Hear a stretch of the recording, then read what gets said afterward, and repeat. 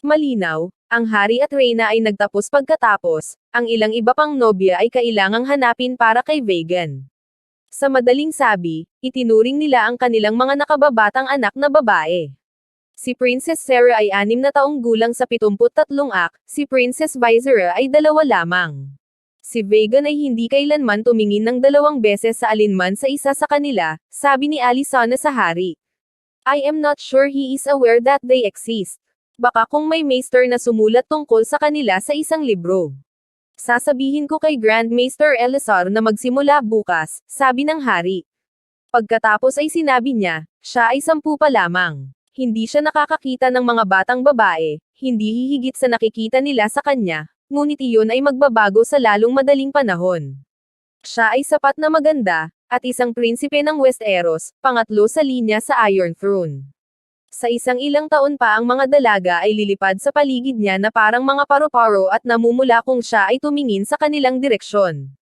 Hindi kumbinsido ang reyna. Si Comley ay marahil ay masyadong mapagbigay na salita para kay Prinsipe Vegan, na may pilak gintong buhok at kulay ube na mga mata ng mga Targaryen, ngunit mahaba ang mukha at bilugan ang balikat kahit sa 10 anyos na may pinch na maasim na cast sa kanyang bibig na nagdulot ng paghihinala ng mga lalaki, kamakailan lang ay sumisip-sip siya ng lemon.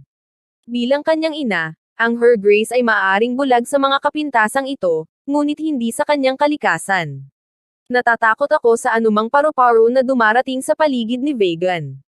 Para siyang lapidin ito sa ilalim ng libro. Sobrang dami niyang oras sa library, sabi ni Jaehaerys. Hayaan mo akong makipag-usap kay Balon.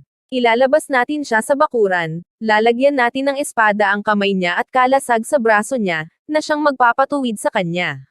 Sinabi sa akin ni Grand Maester Elazar na talagang nakipag-usap ang kanyang grasya kay Prinsipe Balon, na masunurang kinuha ang kanyang kapatid sa ilalim ng kanyang pakpak, nagmarcha sa kanya palabas sa bakuran, naglagay ng espada sa kanyang kamay at isang kalasag sa kanyang braso. Hindi ito nagtakda sa kanya ng tama. Kinasusuklaman ito ni Vegan. Siya ay isang kahabag-habag na manlalaban, at mayroon siyang regalo para maging miserable rin ang lahat sa paligid niya, maging si Balon the Brave. Nagpatuloy si Balon sa loob ng 1 taon, sa pagpupumilit ng hari. Ang dami niya mag-drill, mas masama ang hitsura niya, pag-amin ng Spring Prince. Isang araw, marahil sa pagtatangkang udyukan si Vegan na gumawa ng higit na pagsisikap, dinala niya ang kanyang kapatid na si Alyssa sa bakuran, na nagniningning sa sulat ng lalaki. Hindi nakalimutan ng prinsesa ang insidente ng Arbor Gold na tumatawa at sumisigaw ng pangungutya, sumayaw siya sa paligid ng kanyang nakababatang kapatid na lalaki at pinahiya siya ng kalahating daang beses, habang si Prinsesa Daela ay nakatingin sa labas ng bintana dahil sa kahihiyan, inihagis ni Vegan ang kanyang espada at tumakbo mula sa bakuran, hindi kailanman upang bumalik. Babalik tayo kay Prinsipe Vegan, at sa kanyang kapatid na si Daela, sa tamang panahon, ngunit buksan natin ngayon ang isang masayang kaganapan. Noong 74 na si Haring Jaehaerys at Reyna Alysanna ay muling biniyayaan ng mga Diyos nang iharap sa kanila ng asawa ni Prinsipe Aemon, ang Lady Jocelyn, ang kanilang unang apo. Ipinanganak si Prinsesa Rhaenys noong 7 araw ng 7 buwan ng taon, na hinuhusgahan ng mga septe na lubos na mapalad.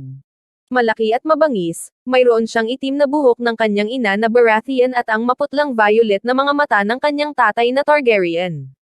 Bilang panganay na anak ng prinsipe ng Dragonstone, marami ang pumupuri sa kanya bilang susunod sa linya para sa Iron Throne pagkatapos ng kanyang ama. Nang yakapin siya ni Reyna Alysanna sa unang pagkakataon, narinig niyang tinawag niya ang batang babae, ang magiging reyna natin. Sa Bredang, as in so much else, hindi nalalayo si Balon the Brave sa kapatid niyang si Aemon. Noong 75 ang Red Keep ang naging site ng isa pang magandang kasal, dahil ipinapakasal ng Spring Prince ang panganay sa kanyang mga kapatid na babae, si Princess Alyssa. 15 ang nobya, 18 ang lalaking ikakasal. Hindi tulad ng kanilang ama at ina, sina Balon at Alyssa ay hindi naghintay na ganapin ang kanilang pagsasama, ang mga higaan na sumunod sa kanilang piging sa kasal ay ang pinagmumulan ng labis na nakakatakot na katatawanan sa mga sumunod na araw, dahil ang mga tunog ng kasiyahan ng batang nobya ay maririnig hanggang sa Dusk Endale, sabi ng mga lalaki. Maaring nahiya ang isang mahiyaing kasambahay dahil doon, ngunit si Alyssa Targaryen ay kasing bastos ng sinumang barmaid sa King's Landing, dahil siya mismo ay mahilig magyabang. Isinakay ko siya at isinakay, deklara niya kinaumagahan pagkatapos ng kama, at ang ibig kong sabihin ay gawin din ito ngayong gabi. Gusto kong sumakay. Hindi rin ang kanyang matapang na prinsipe ang tanging bundok na inaangkin ng prinsesa sa taong iyon. Tulad ng kanyang mga kapatid na nauna sa kanya, sinadya ni Alyssa Targaryen na maging isang dragon rider, at sa lalong madaling panahon. Si Aemon ay lumipad noong 17, si Baelon noong 16.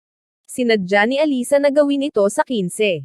Ayon sa mga kwentong itinakda ng mga Dragon Keepers, ito lang ang magagawa nila para hikayatin siyang huwag angkinan si Balerion. Matanda na siya at mabagal, prinsesa, kailangan nilang sabihin sa kanya. Tiyak na gusto mo ng mas mabilis na bundok.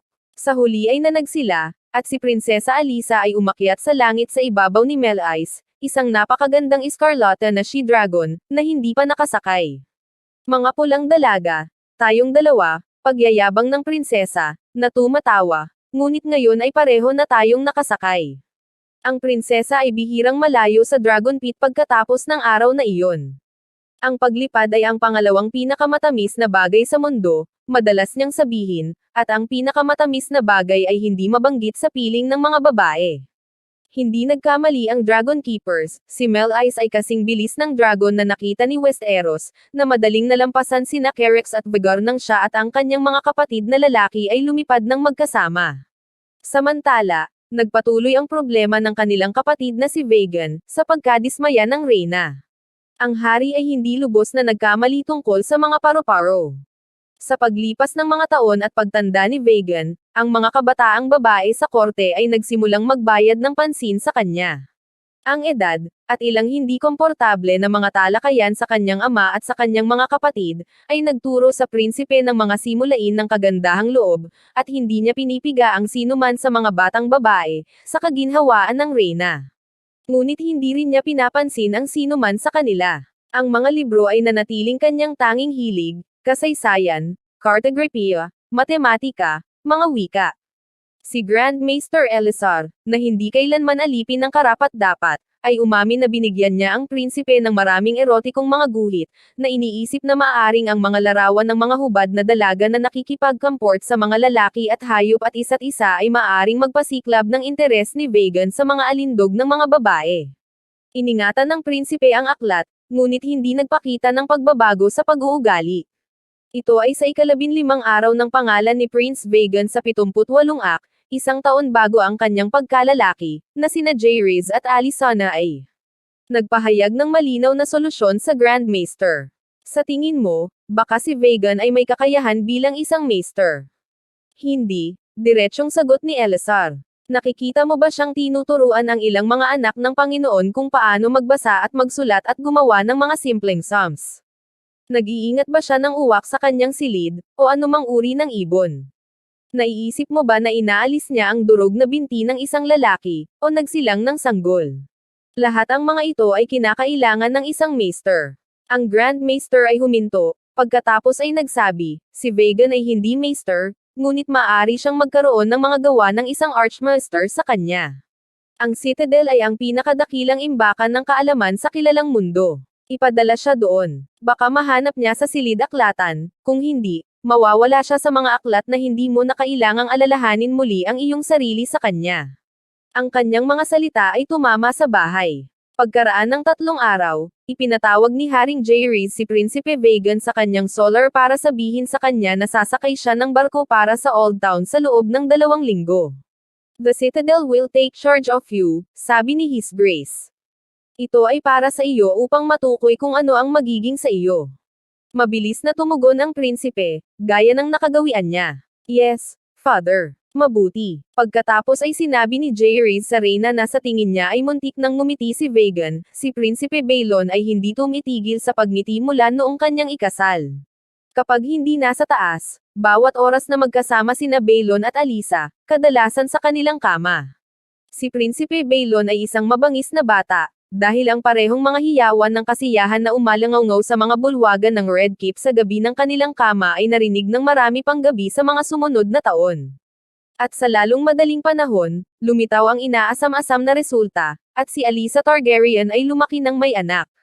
Noong 77 binigyan niya ang kanyang matapang na prinsipe ng isang anak na pinangalanan nilang Viserys.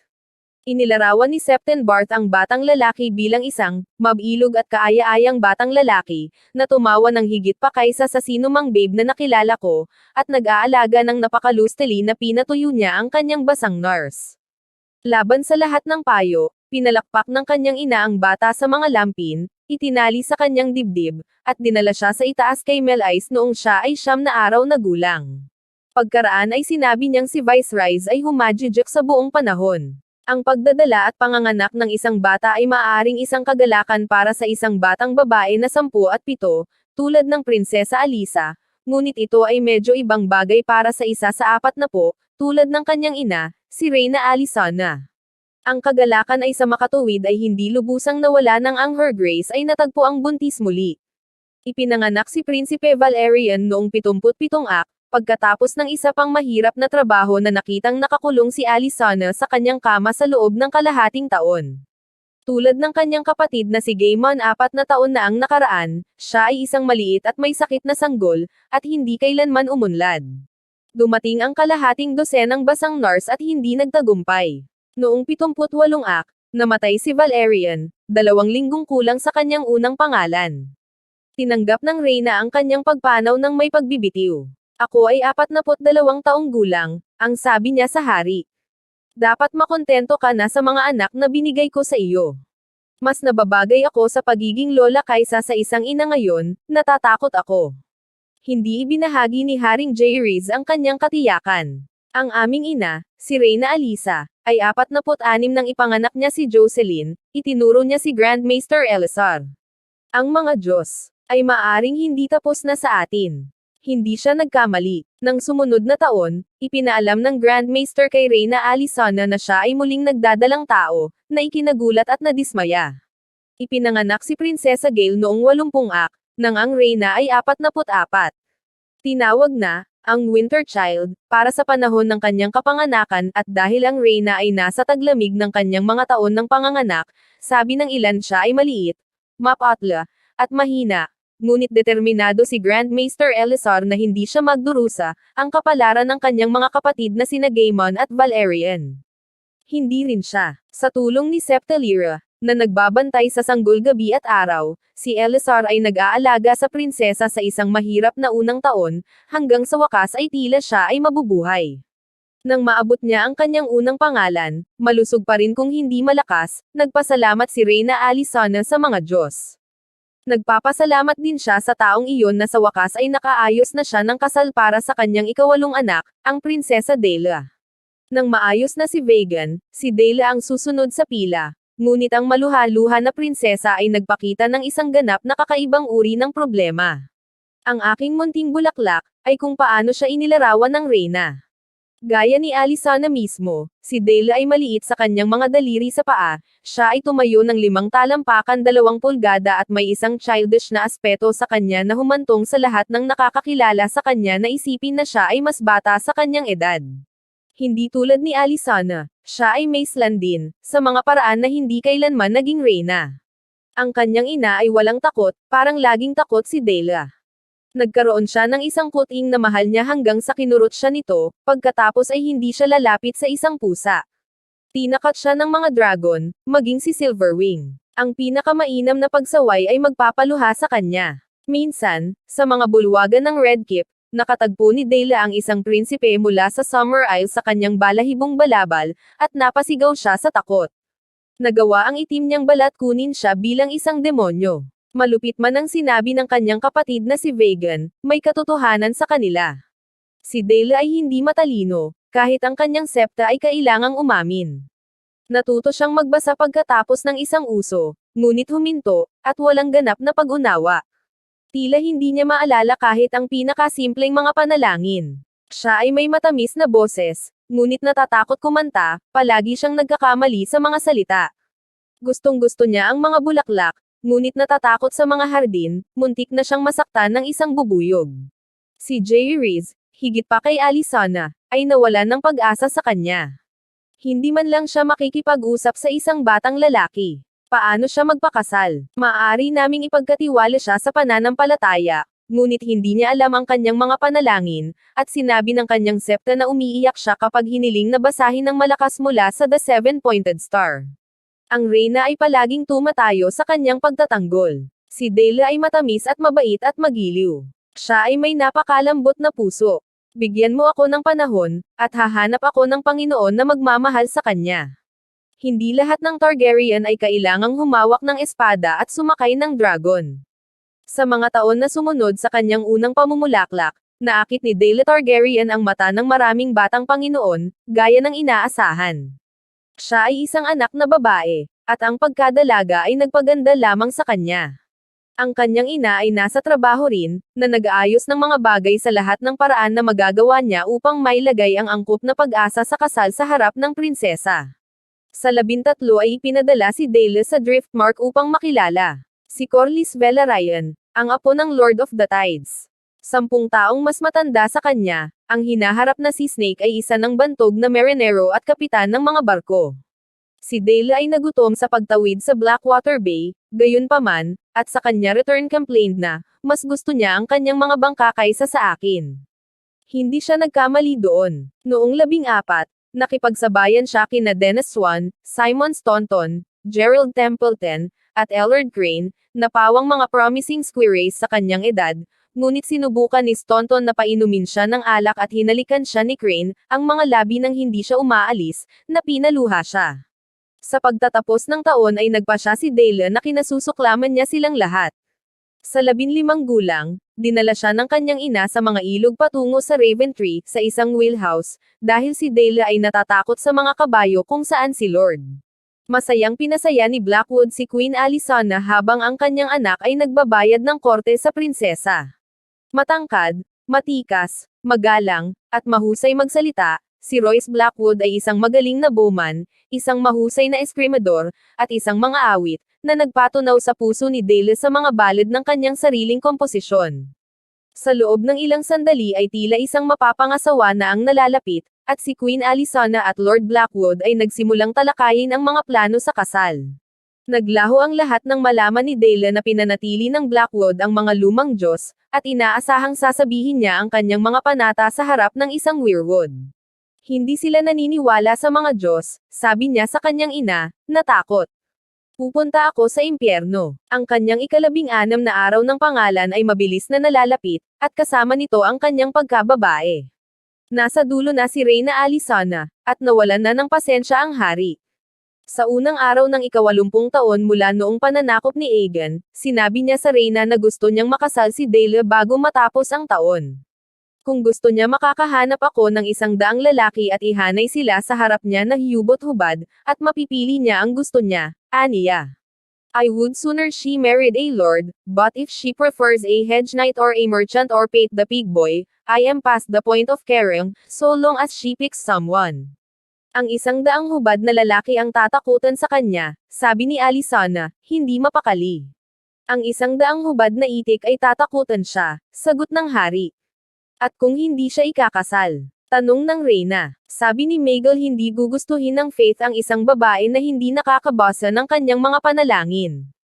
Nandyan pa rin ang mga kapatid na babae, sabi ni Jaehaerys. Kailangan bang umabot sa ganyan? Humanap siya ng isang tao. Isang taong magiliw, tulad niya. Isang mabait na lalaki, na hindi kailanman magtataas ng boses o kamay sa kanya, nakakausapin siya ng matamis at sasabihin sa kanya na siya ay mahalaga at pinuprotektahan siya, laban sa mga dragon at mga kabayo at mga bubuyog at mga kuting at mga batang lalaki na may mga pigsa at kung ano pa man natatakot siya. I shall do my best, Your Grace, saad ni Reyna Alysanna. Sa huli ay hindi ito nangangailangan ng 100 lalaki, hubad o nakadamit. Ipinaliwanag ng Reyna ang utos ng hari kay Daela ng malumanay ngunit matatag, at inalok siya ng pumili ng 3 manliligaw, na bawat isa ay sabik sa kanyang kamay. Si Pate the Pig Boy ay wala sa kanila, dapat sabihin, ang 3 lalaking pinili ni Alysanna ay mga dakilang Panginoon o mga anak ng mga dakilang Panginoon. Kung sinong lalaki ang pinakasalan niya, si Daela ay magkakaroon ng kayamanan at posisyon. Si Mormont Baratheon ang pinakakahanga-hanga sa mga kandidato. Sa ika-28, ang Lord of Storms End ang imahe ng kanyang ama, matipuno at malakas, na may malakas na tawa, isang mahusay na itim na balbas, at isang mane ng makapal na itim na buhok. Bilang anak ni Lord Rogar kay Reyna Alisa, naging kapatid siya sa ama nina Alicona at Jaehaerys, at nakilala at mahal ni Daela ang kanyang kapatid na si Jocelyn, mula sa mga taon nito sa korte, na inakalang pabor sa kanya. Si Ser Tywin Lannister ang pinakamayamang kalaban, tagapagmana ng Casterly Rock at lahat ng ginto nito. Sa 20, siya ay mas malapit sa sariling edad ni Daela, at naisip na isa sa mga pinakagwapong lalaki sa buong mundo, malambot at payat, na may mahabang gininto ang bigot at buhok ng parehong kulay, palaging nakasuot ng seda at satin. Mapoprotektahan ang prinsesa sa Casterly Rock, walang kastilyong mas hindi magugupo sa lahat ng Westeros. Natimbang laban sa Lannister Gold at Lannister Beauty, gayunpaman, ay ang sariling reputasyon ni Ser Tywin. Masyado raw siyang mahilig sa mga babae, at mas mahilig pa sa alak. Ang huli sa tatlo, at hindi bababa sa maraming mata, ay si Roderick Arryn, Lord of the Eyrie at Protector of the Vale. Siya ay naging isang Panginoon mula noong edad na 10, isang punto sa kanyang pabor, para sa nakalipas na 20 taon siya ay nagsilbi sa maliit na konseho bilang Lord Justiciar at Master ng mga batas, sa panahong iyon siya ay naging isang pamilyar na figure tungkol sa hukuman, at isang mabuting kaibigan sa parehong hari at reyna. Sa Vale siya ay naging isang magaling na Panginoon, malakas ngunit makatarungan, mapagbigay, bukas kamay, minamahal ng maliliit at ng kanyang mga Panginoong Bannerman.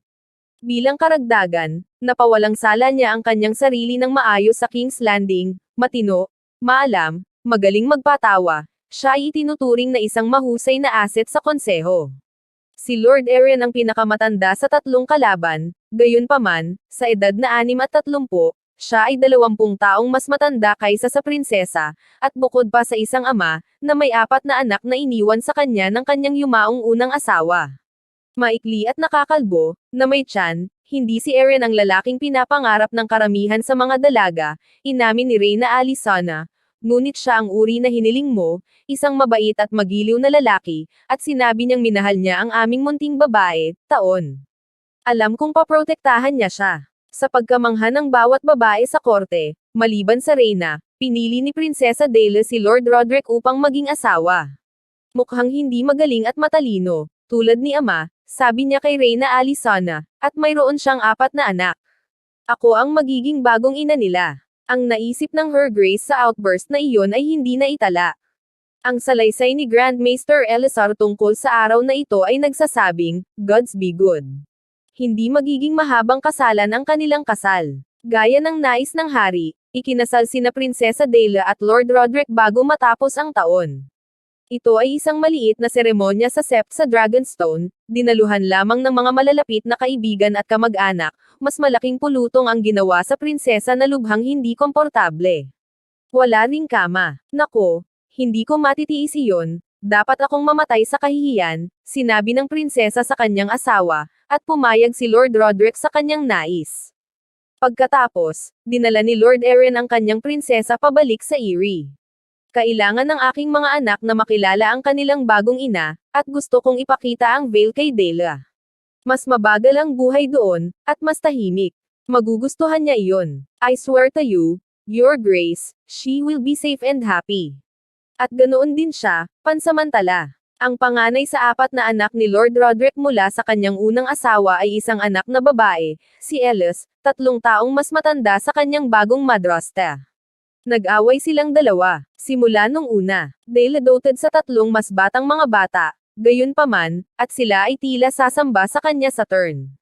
Si Lord Roderick, na tapat sa kanyang salita, ay isang mabait at mapagmalasakit na asawang hindi nagkulang sa pagpapalayaw at pagprotekta sa nobya na tinawag niyang, aking mahal na prinsesa.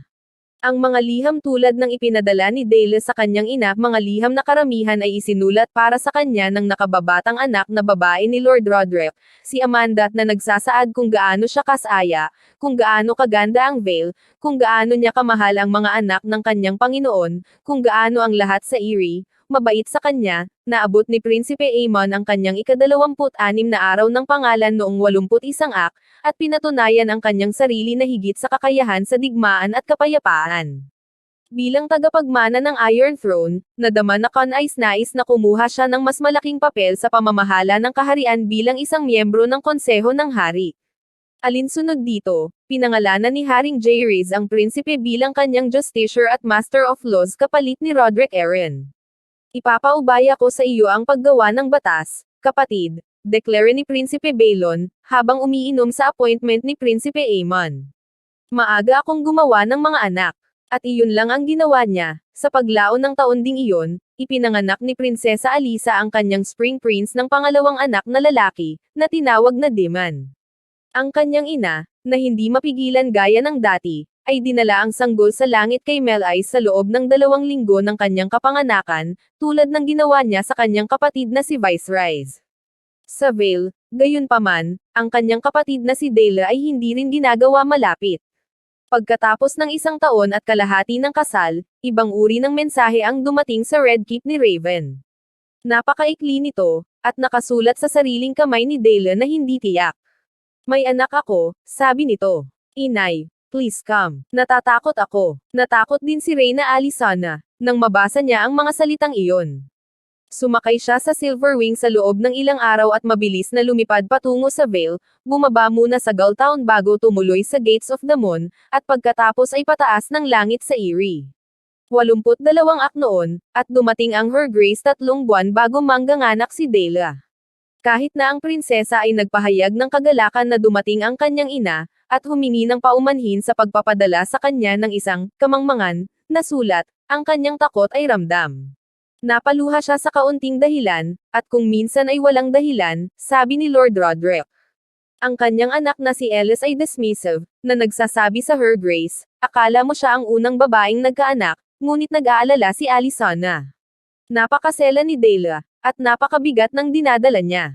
Siya ay isang maliit na batang babae para sa isang malaking tiyan, isinulat niya ang hari.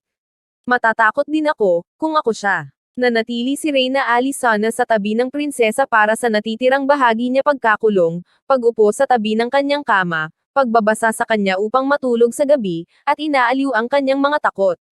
Magiging maayos, sinabi niya sa kanyang anak, kalahating daang beses. She will be a girl, wait and see. A daughter. I know it. Everything will be fine. Siya ay kalahating tama. Emma Arryn, ang anak ni Lord Roderick at si Prinsesa Daela, ay dumating sa mundo ng 2 linggo ng maaga, pagkatapos ng mahaba at mahirap na paggawa. Masakit, sigaw ng prinsesa sa kalahating gabi. Sobrang sakit, ngunit napangiti umano siya nang ihiga ang kanyang anak sa kanyang dibdib. Ang lahat ay malayo sa maayos, gayunpaman. Ang lagnat ng bata ay lumitaw kaagad pagkatapos ng kapanganakan. Kahit na gustong-gusto ni Prinsesa Daela na alagaan ang kanyang anak, wala siyang gatas, at isang basang nurse ang ipinatawag. Habang tumataas ang kanyang lagnat, nag-utos ang maester na hindi niya mahawakan ang kanyang sanggol, na nagpaiyak sa prinsesa. Siya ay umiyak hanggang sa siya ay nakatulog, ngunit sa kanyang pagtulog ay sumipa siya ng marahas at umikot, ang kanyang lagnat ay lalong tumataas. Pagsapit ng umaga ay wala na siya. Siya ay 18 taong gulang, umiyak din si Lord Roderick, at humingi ng pahintulot sa reyna na ilibing ang kanyang mahal na prinsesa sa Vale, ngunit tumanggi si Alysanna. Siya ang dugo ng dragon. Siya ay susunugan, at ang kanyang mga abo ay ililibing sa Dragonstone sa tabi ng kanyang kapatid na si Daenerys. Ang pagkamatay ni Daela ay napunit ang puso ng reyna, ngunit sa ating pagbabalik tanaw, malinaw na makikita na ito rin ang unang pahiwatig ng lamat na magbubukas sa pagitan nila ng kanyang hari. Hawak tayong lahat ng mga Diyos sa kanilang mga kamay, at ang buhay at kamatayan ay kanilang dapat ibigay at alisin, ngunit ang mga tao sa kanilang pagmamataas ay naghahanap ng iba na sisihin. Si Alysanna Targaryen, sa kanyang kalungkutan, ay sinisi ang kanyang sarili at si Lord Arryn at ang maester ng Eyrie sa kanilang mga bahagi sa pagkamatay ng kanyang anak na babae, ngunit higit sa lahat, sinisi niya si Jaehaerys. Kung hindi niya ipinilit na magpakasal si Daela, na pumili siya ng isang tao bago matapos ang taon, anong masama sa kanya na manatili bilang isang batang babae sa loob ng 1 o 2 o 10 taon? She was not old enough or strong enough para magkaanak, she told His Grace back at King's Landing. Dapat hindi natin siya itinulak sa kasal. Hindi nakatala kung paano sumagot ang hari. Ang ika-83 taon pagkatapos ng pananakop ni Aegon ay naaalala bilang ang taon ng ika-4 na Dornish War, mas kilala sa mga maliliit bilang Prince Morion's Madness, o ang War of the Hundred Candles. Ang matandang prinsipe ng Dorne ay namatay, at ang kanyang anak, si Morion Martell, ang humalili sa kanya sa Sunspear. Isang padalos-dalos at hanggal na binata, si Prinsipe Morion ay matagal nang nagalit sa kaduwagan ng kanyang ama sa panahon ng digmaan ni Lord Rogar, nang ang mga kabalyero ng 7 kaharian ay nagmarcha sa Red Mountains nang hindi nababagabag habang ang mga hukbong Dornish ay nanatili sa bahay at iniwan ang Vulture King sa kanyang kapalaran. Determinado na ipaghiganti ang mantsa na ito sa karangalan ng Dornish, pinlano ng prinsipe ang sarili niyang pagsalakay sa 7 kaharian. Kahit na alam niyang hindi makakaasa si Dorne na maneglaban sa lakas na maaaring tipunin ng Iron Throne laban sa kanya, naisip ni Prinsipe Morion na maaaring kunin niya si Haring Jaehaerys nang hindi namamalayan, at masakop ang mga Stormlands hanggang sa Storm's End, o hindi bababa sa Cape Wrath. Sa halip na umatake sa pamamagitan ng Princess Pass, binalak niyang pumunta sa pamamagitan ng dagat. Isasama niya ang kanyang mga hukbo sa Ghost Hill at sa Tor, ipapakarga sila sa mga barko, at ilalayag sila patawid sa dagat ng Dorne upang mabigla ang mga Stormlander. Kung siya ay matalo o mapaatras, gayunpaman, ngunit bago siya umalis, nanumpa siya na susunugan ang 100 bayan at sisirain ang 100 kastilyo, upang malaman ng mga Stormlander na hindi na sila muling makakadaan sa Red Mountains ng walang parusa. Ang kabaliwan ng planong ito ay makikita sa katotohanan na walang 100 bayan o 100 kastilyo sa Cape Wrath, o kahit 1/4 sa bilang na iyon. Hindi ipinagmalaki ni Dorne ang anumang lakas sa dagat mula nang sunugin ni Nymeria ang kanyang 10,000 barko, ngunit mayroon ngang ginto si Prinsipe Morion, at nakahanap siya ng mga kusang kakampi sa mga pirata ng Stepstones, sa mga Sails ng Myr, at sa mga Corsair ng Pepper Coast. Bagamat inabot siya ng pinakamagagandang bahagi ng 1 taon, sa kalaunan ay dumating ang mga barko na Straggling, at ang prinsipe at ang kanyang mga sibat ay nakasakay. Si Morion ay naalis na sa suso sa mga kwento ng nakalipas na kaluwalhatian ng Dornish, at tulad ng maraming mga batang Dornish na Panginoon ay nakita niya ang mga buto ng araw na may bitik-bitik ng Dragonmeer Axis sa Hellhold. Ang bawat barko sa kanyang fleet ay sa makatuwid ay pinapatakbo ng mga crossbowman at nilagyan ng napakalaking alakdan ng uri na nagpabagsak sa Mer Axis. Kung ang mga Targaryen ay nangahas na magpadala ng mga dragon laban sa kanya, pupunuin niya ang hangin ng mga bolts at papatayin silang lahat. Ang kalokohan ng mga plano ni Prinsipe Morion ay hindi masasabing labis. Ang kanyang pag-asa na kunin ang Iron Throne nang hindi nalalaman ay katawa-tawa, para sa isang panimula. Hindi lamang nagkaroon ng mga especially iya si Jaehaerys sa sariling korte ng Morion, at mga kaibigan sa gitna ng mga shrewder Dornish lords, ngunit ang mga pirata ng Stepstones, ang mga Sails ng Myr, at ang mga Corsair ng Pepper Coast ay wala sa kanila na sikat sa kanilang pagpapasya. Ilang barya lang ang nagpalit ng kamay. Sa oras na tumulak si Morion, alam na ng hari ang kanyang pag-atake sa loob ng kalahating taon. Si Bormund Baratheon, Lord of Storm's End, ay nalaman din, at naghihintay sa Cape Wrath upang bigyan ng pulang pagbati ang mga Dornishmen pagdating nila sa Pampang. Hindi siya magkakaroon ng pagkakataon. Si Jaehaerys Targaryen at ang kanyang mga anak na sina Aemon at Baelon ay naghihintay din, at habang ang armada ng Morion ay tumawid sa dagat ng Dorne, ang mga dragon na sina Vermithor, Caraxes, at Vhagar ay nahulog sa kanila mula sa mga ulap. Ang mga sigaw ay umalangaw, at ang Dornish ay napuno ang hangin ng mga scorpion bolts, ngunit ang pagpapaputok sa isang dragon ay isang bagay, at ang pagpatay dito ay isa pa. Ang ilang bolts ay sumulyap sa kaliskis ng mga dragon, at ang isa ay sumuntok sa pakpak ni Vhagar, ngunit wala sa kanila ang nakakita ng anumang masusugatan na mga lugar habang ang mga dragon ay lumusot at lumubog at nagpakawala ng malalakas na putok ng apoy. Isa-isang umakyat ang mga barko sa mga gout ng apoy. Nagninangas pa sila nang lumubog ang araw, parang 100 kandilang nakalutang sa dagat. Ang mga nasusunog na katawan ay nahuhugasan sa baybayin ng Cape Wrath sa loob ng kalahating taon, ngunit wala ni isang buhay na Dornishman ang tumuntong sa mga Stormlands. Ang Fourth Dornish War ay nakipaglaban at nanalo sa isang araw. Ang mga pirata ng Stepstones, ang mga Sails ng Myr, at ang mga Corsair ng Pepper Coast ay naging hindi gaanong problema sa loob ng ilang panahon, at si Mara Martell ay naging prinsesa ng Dorne. Bumalik sa King's Landing, si Haring Jaehaerys at ang kanyang mga anak na lalaki ay nakatanggap ng marahas na pagtanggap. Maging si Aegon na mananakop ay hindi kailanman nanalo sa isang digmaan nang hindi nawalan ng isang tao. Si Prinsipe Balon ay may isa pang dahilan para sa pagdiriwang. Ang kanyang asawang si Alyssa, ay muling nagdadalang tao. Sa pagkakataong ito, sinabi niya sa kanyang kapatid na si Aemon, nagdadasal siya para sa isang babae. Muling pinahiga si Princess Alyssa sa 84 na act. Pagkatapos ng mahaba at mahirap na trabaho, binigyan niya si Prinsipe Balon ng ikatlong anak, isang batang lalaki na pinangalanan nilang Aegon, ayon sa mananakop. Tinatawag nila akong Balon na matapang, sabi ng prinsipe sa kanyang asawa sa tabi ng kanyang kama, ngunit mas matapang ka kaysa sa akin. Natawa si Alyssa sa kanya. You were made for battles, and I was made for this. Viserys and Daemon and Aegon, that's 3. As soon as I am well, let's make another. I want to give you 20 sons, an army of your own. Ito ay hindi dapat. Si Alyssa Targaryen ay may pusong mandirigma sa katawan ng isang babae, at ang kanyang lakas ay nabigo sa kanya. Hindi na siya ganap na nakabawi mula sa kapanganakan ni Aegon, at namatay sa loob ng taon sa edad na 24 lamang. Hindi rin matagal na nakaligtas sa kanya si Prinsipe Aegon. Namatay siya makalipas ang kalahating taon, nahihiya pa sa first name day niya.